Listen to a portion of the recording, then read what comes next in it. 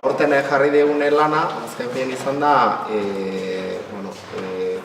autopista, AP8 autopista Orio Paritik pasatzen den bide zubi edo biadukto horren ordezkoa ikia zutabe bai. Orduan, maketa bat eraiki garra zeukien, material jakin batzukin, eta azken fien baldintzak iruzien. Maketa hori aldan material gutxinakin eraiki, karga minimo bat, hau da 150 kilo jasan behar zituen, eta gero, beste alde batetik, dimensio jakin batzu eduki barra zeutzen, bai luzera eta zabalera aldetik. Eta, ikusten zuen bezala, azkenen egoena bete dona, atzekalden da maketa da izan.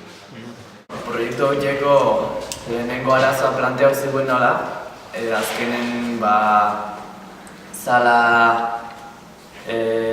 zubi baten maketa erekitzala zutabai be.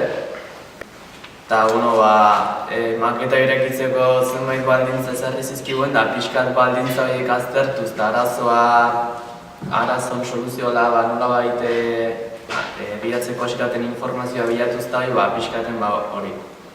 Pauso horiek jarraituz, kalkulo batzuk indageo, diseinu eta aukera eta maketa irekitzen hasi ginen. Teoriaz gain praktika ere egiten duzu, Ikusten dugu behintzat, teorien ikasten duguna zertarako balio dola.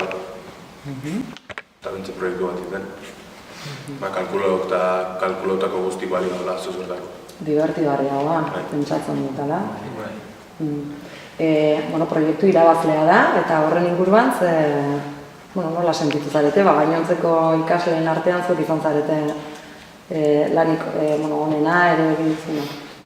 Azkenen izan da, dana betetze ditue bete beharrekoak, baina azkenen gurea merkeena izateatik eta sentimo batzugatik azkenen horregatik iratzi genuen.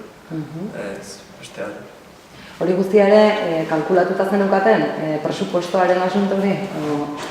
Mugarri batzu jarri genitula, baina azkenen horiek bete eta asko batik bete ditugu, hasi dana.